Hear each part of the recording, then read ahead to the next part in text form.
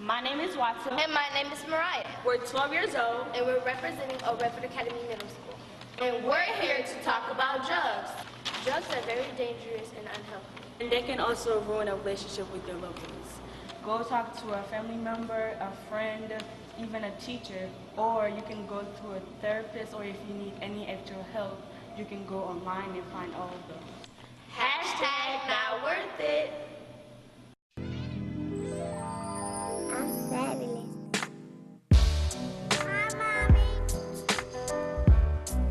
Hi, Daddy. I'm fabulous. Young cat got back, did a little bit. Now we hardy, puffy, tough, do-rag and Tim's. Kinda hard to get a job back out on the block.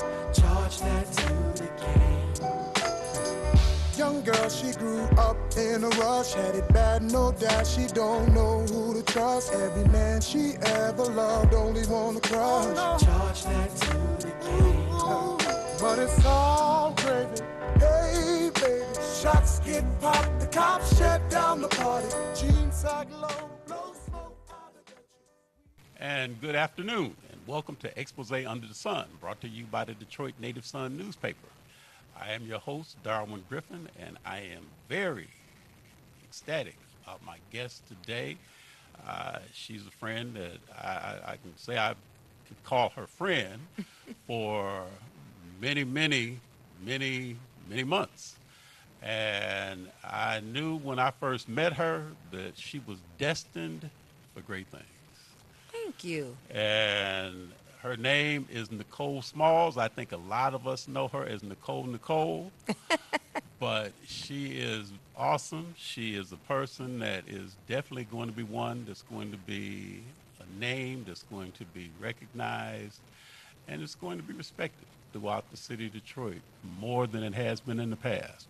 But Nicole, I welcome you to the show today, and our show is live, and our call-in numbers are area code 313-868-0342, 313-868-0351, 313-868-4336, and our website is www.tv33whpr.com. And if you have a question for Nicole, you can go on my Facebook Live, or you can call into the show. And I'm sure that we would definitely welcome the opportunity to go and answer whatever questions or concerns or issues that you may have. But without further ado, I definitely want to do a shout out to Ponji Thomas, who was very instrumental in getting Ms. Smalls to be on the show today. So just a thank you. Thank you. I appreciate you, her Ms. hard Thomas, work for and doing that. dedication. And I want to also let Ms. Smalls know that I appreciate you coming in today. I know it was a little bit short notice, but I appreciate you getting an opportunity to come in.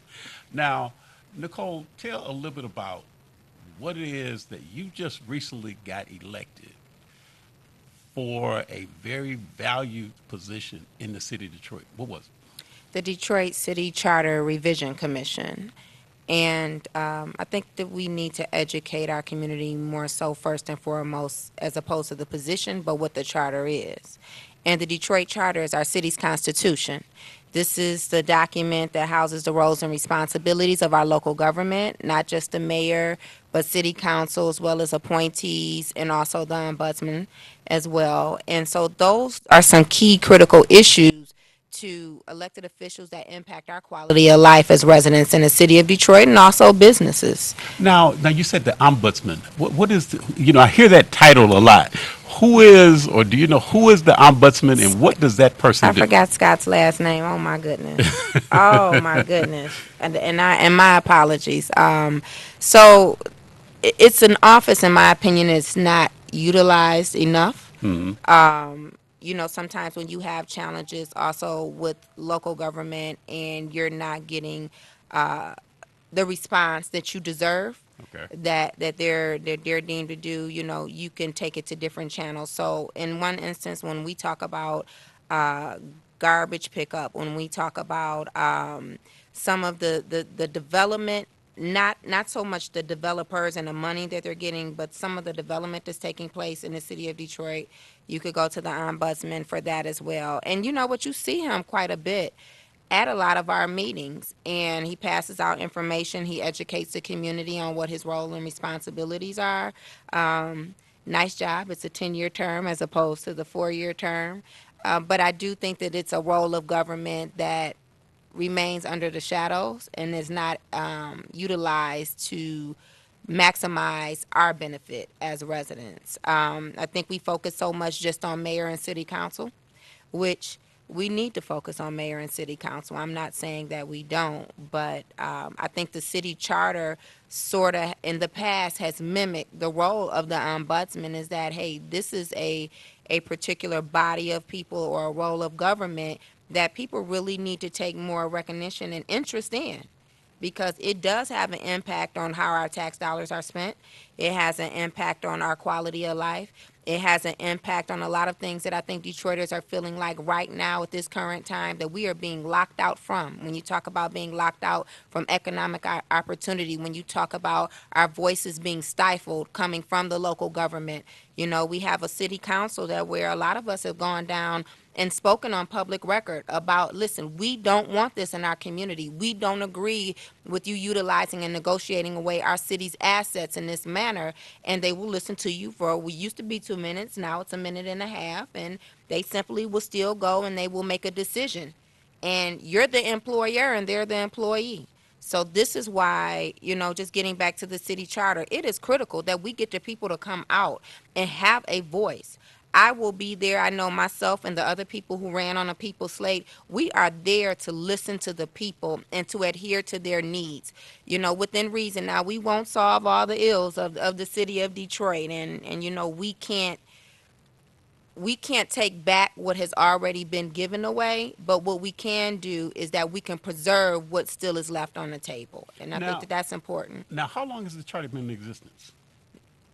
This is our, the city's been around since 1970. So I think this is our sixth charter, our Okay. sixth charter board, yeah. And now the last charter revision was done when? 2009, they were elected. It was adopted and supported by the people in 2012. And so then now, was this the time, 2018, for there to be a revision, or? So interesting. Yes, it was. Okay. Okay, it was on page, I think, 71 or something of the charter, where it says that in the 2018 gubernatorial election, we could vote on whether or not to reopen the charter. So August primary, we voted as citizens of Detroit to open the charter. And now, I didn't support that. I will be honest with you. I wanted to keep it closed. We're just coming from under emergency management. Also, you know, with the way, the direction that the city's administration is going in, I was gravely concerned about whether or not we would get a majority at the table of commissioners who would be there to advocate for the interest of the people and not special interest groups. So it was a huge risk. It was a huge risk. So that's why I didn't support it. But yes, it did state that inside the city's charter. So now, explain then, you were elected on a board consisting of how many people? 9 commissioners were elected. And you are the vice chair. The vice chair, yes. Congratulations. Thank you so much. Thank you. And now, how long is your term of office? Up to 3 years. 3 years? Up to 3 years. It's going to depend a lot on how engaged the community is, what type of solutions we can come to the table with and propose to the residents of the city of Detroit to vote on and to approve. So what'll happen is we're bound by the Public Meetings Act, which means that all of our meetings are going to have to be open to the public, which I'm fine with. But it is critical that the people come out and they educate themselves on the charter or allow us to educate them and speak to the issues that they have with the current charter, or let us know what they would like to preserve in the charter. Otherwise, one or two things will happen. Either we won't get the support from the people, from the charter that we will present to them, or, you know, what'll happen is that special interest group will take advantage of this opportunity if the people don't come out, and they will have implemented into the charter what they want to see. And that could be very dangerous, because whatever changes are made, we're stuck with for 16 years. 16 years. 16. Now, when you mentioned in terms of say about some of the change, there could be some changes that could exist. Are there any changes in particular that you or other board members are interested in changing? I know you said about there could be some things that could be preserved. So let's kind of do a little bit of both. What are some of the things that you would like to see changed, and then also what are some of the things that you would like to see preserved? Well, first and foremost, let me say this. I will give you some of the sections of the charter that I would like to look at revising. But first and foremost, it doesn't matter what I want or the other 8 commissioners want. It really matters what the people want. So first and foremost, I want to hear what are some of the changes that the people would like to see. One thing I would like to see preserved is the role and responsibilities of the Detroit Police Commissioners. I think that that is critical to each and every community in the city of Detroit. If they are eliminated, then you talk about that we already have limited resources within the Detroit Police Department. That would be elimination of a liaison between both community and police relations. I know that we can't survive and we won't do well without the Board of Police Commissioners. So I want to definitely preserve that. I would like to see us consider looking at the Elections Commission. I think that right now there's a conflict of interest with the clerk being the president of the Elections Commission, and then you have the president of City Council, who's a part of that body, and then corporate council. What I would like to see is that we take a look as a people at electing all 3 of those roles. So as opposed to the way it's been before, you like to see those things revised. Elected instead of automatically appointed appointed by the charter. Now, what about in terms of say, so like if we have persons that are on the council, for example, and if that person decides to resign or something happens to change the tenure of that person's office, what is it currently in to where they would be replaced, or would they be voted in, or would there be a special election, or would they be appointed to replace? So right now, let's just take District 7, because we all know that there's a great chance that soon Right. that position will become vacant. What will happen, according to the charter, City Council will appoint the person to replace the city council member. And a lot of us in the community, we have grave concerns. I live in District 2, but listen, all of the votes count, right? Collectively as a body of 9. So all of the votes count. So I have grave concern about who they're going to appoint to that position. It's an interview process. It's not done in the public. The public can have public comment about who is being considered to replace that council member, but we haven't seen the people's voice be heard or have any influence over the decision that is made. Now, how often do you meet? Because I know you said it's as far as say if people want to come down and it's the voice of the people, not just the voice of the 9 that may be on the council, but how often do you meet? So if a person wants to come down to attend some of the meetings, when and where are those meetings held at? So we haven't established that. We haven't established any standing meetings, but let me say this. We have the 2021 election coming up. So if this is done right, if we can identify an efficient and seamless process to where we can actually get the community to come out, people can speak specifically to the issues that can be implemented in the charter or already exist in the charter, then you think about it, if we can get this done in 2 years, we will be taking a look at getting it approved. If it's voted in, it will be in effect for the 2021 election. So when you think about that, then potentially, yes, we would have to elect an election commission on that 2021 ballot. If we take a look at the residency requirement for elected officials to run in the city of Detroit, right now it's 1 year. I'll be honest with you, we need to extend it. 1 year is not long enough. This is why we're getting a lot of new people coming into the city of Detroit. They barely actually been here living for less than a year, and then they run for the highest level of office in the city of Detroit. That's dangerous. That is dangerous. Why do you say that? Why do you say that's dangerous? Because it's a result of what we see right now. We see a majority of appointed officials within the mayor's office who not only don't come from the city of Detroit, they don't even come from the state of Michigan. You're talking about our chief financial officer worked under Robert Bobb, comes from Washington, D.C. or Maryland, and so did the chief human resources officer. Are you telling me that in the city of Detroit, where we have Wayne State University, University of Detroit Mercy, you couldn't find a person in human resources or finance? to come and hold those positions that was qualified, unbelievable, and it's unacceptable. You look at what's going on in our planning and development and in our zoning departments. These people are coming in with these ideas from where an area where they have grew up in and where they have come, but it doesn't necessarily fit the culture and the fabric of the city of Detroit. And they're totally negating our voice and what our issues and our concerns are. You take a look at Jefferson. Whoever would have thought we would have had sticks coming out of the ground? You got lanes wide enough for a bike that a small car, a smart car can drive down. We've never seen anything like that. And then you want to tell us that those were residents of Detroit who said they want that. I haven't found one resident of Detroit. Not a real Detroiter, not this new Detroiter. That's Real happy with Detroiters, that lifelong Detroiters who said that this is what they wanted, what we see on Jefferson. You took 6 lanes and took them down to almost 2 lanes. I guess the traffic has slowed down because it's gridlocked. It is gridlocked. Well, one question I've been wanting to, ask you or ask somebody else as far as, say, in city government, the residency requirement for first responders, for police officers, and others, is that something that is in the charter that could be something that could be revised? That was done at the state level. So, in my opinion, listen, the charter is our city's constitution. There are a lot of decisions that we can make. Now, a lot of us say that that's what we want, but I'm going to tell you something. What I find is it's the same group of people who are saying that. I don't see a lot of Detroiters coming out to say that they want to see residency requirement come back. So we have to be very careful. I support it.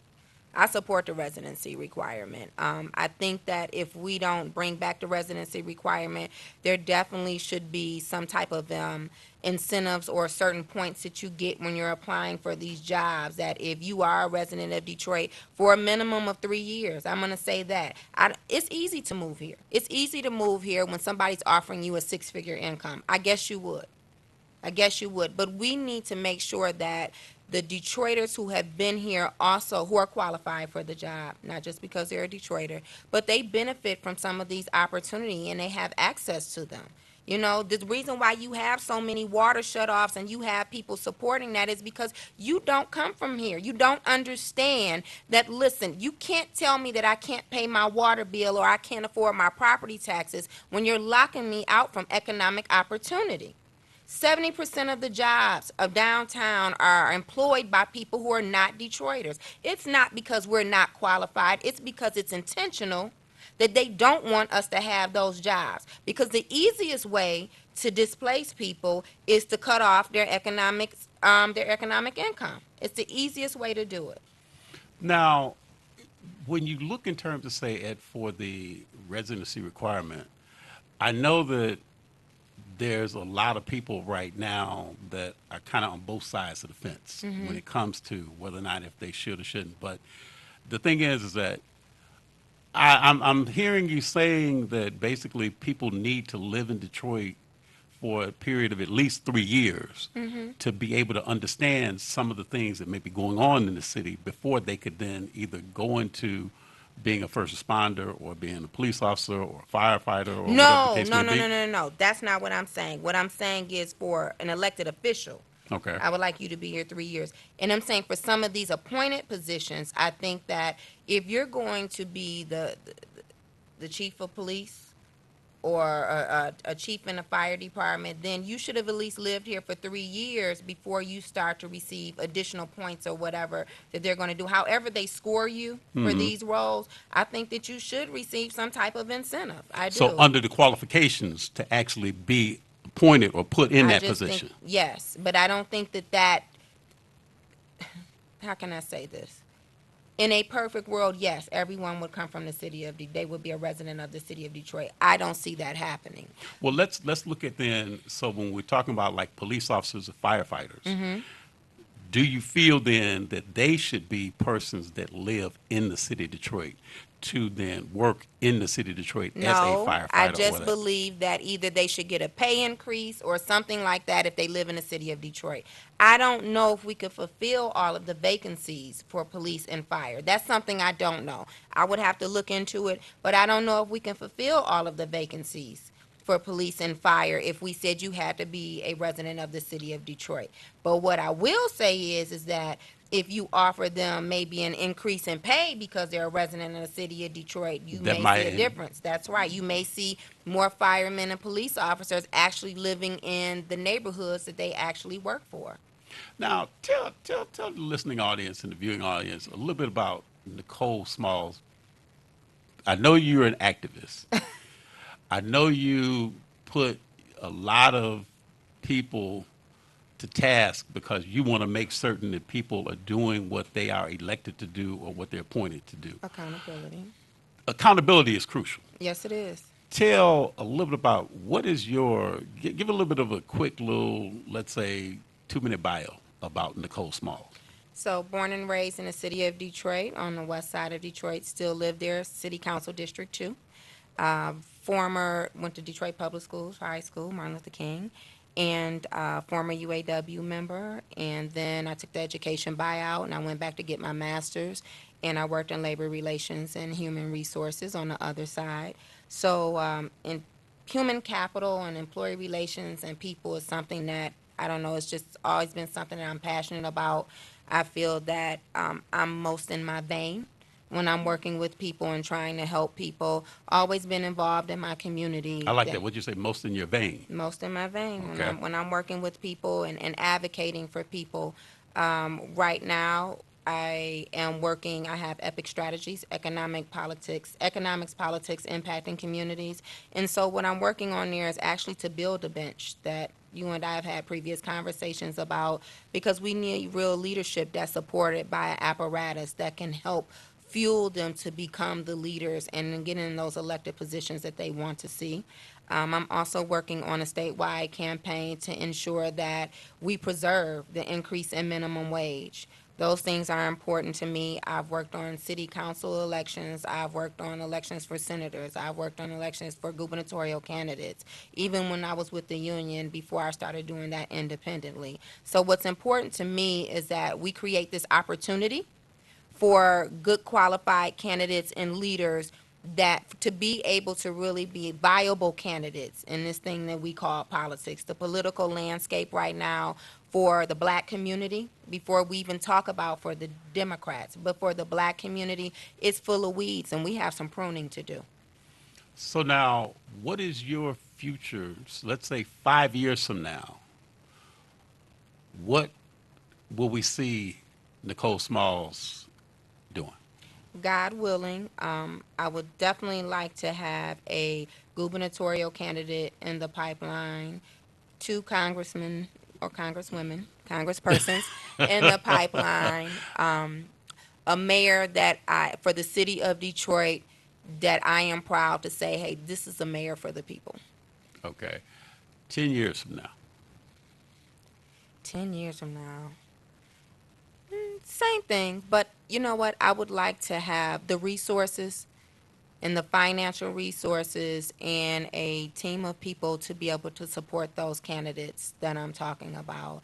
And you know what? And let me just be honest with you. I don't care if you're running for city council, if you're running for a precinct delegate, but if you're passionate about the people and change, effective change that will improve the quality of life for our residents, those are the type of people I want to be able to say that I support them, not just in the community with words, but to have the resources and that apparatus that I was talking about, and an agenda on the table. We need our own agenda. A lot of times we get out, we protest, we say that we won't change, but we haven't documented it, and that's a problem too. I want to be able to push progressive policies and progressive candidates, you know, with the support that they need. We have some good people who have ran before that maybe if they just had that extra support or that extra push, they could have made it through and been successful in their campaigns. But we need to figure out like how to prioritize what our ask is and be very clear on that in the black community. That's what I'm most passionate about, is ensuring that, you know what, we have some leaders and some legislators that we can say as a people that we put them near. One great thing that I'm so proud of about this commissioner, this Detroit Charter Commission, is that I put together a slate of 6 people. 4 of us won with about $2,000.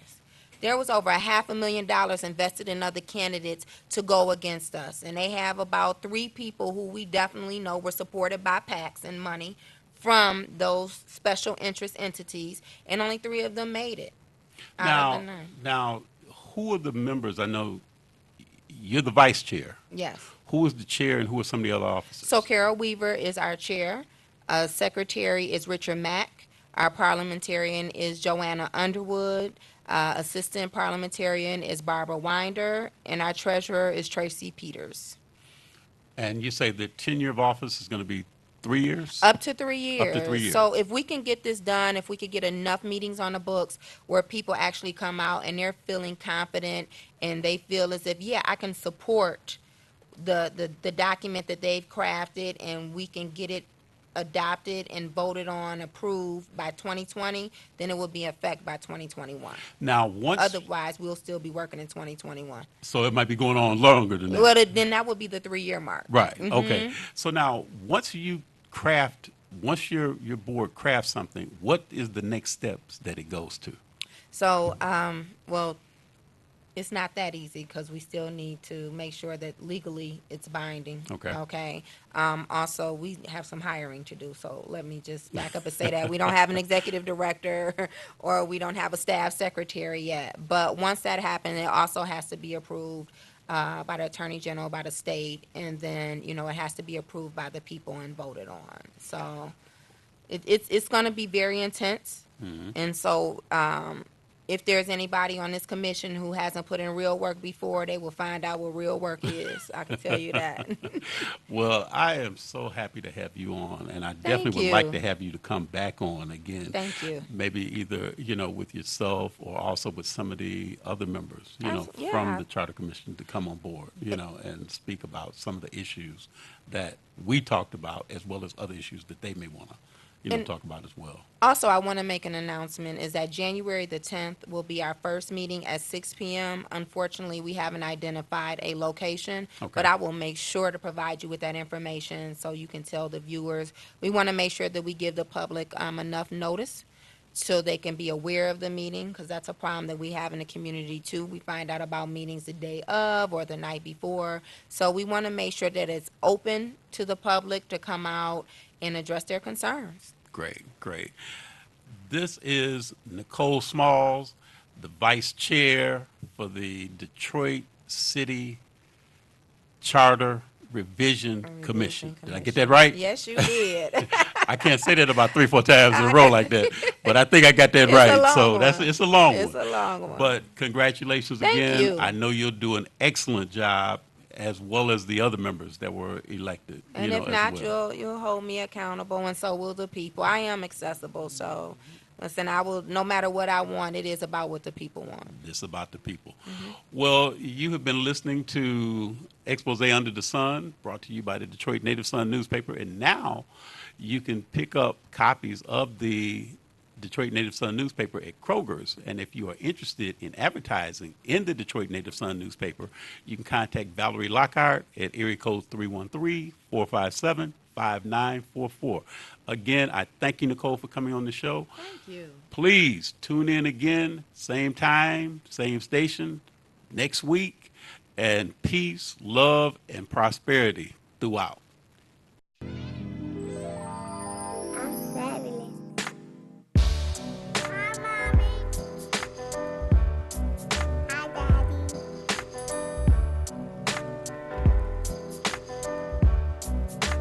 I'm fabulous. Young cat got back, did a little bit. Now we hardy, puffy, tough, do-rag and Tim's. Kinda hard to get a job back out on the block.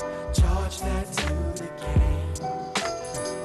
Young girl, she grew up in a rush. Had it bad, no doubt. She don't know who to trust. Every man she ever loved only want to crush. Charge that to the game.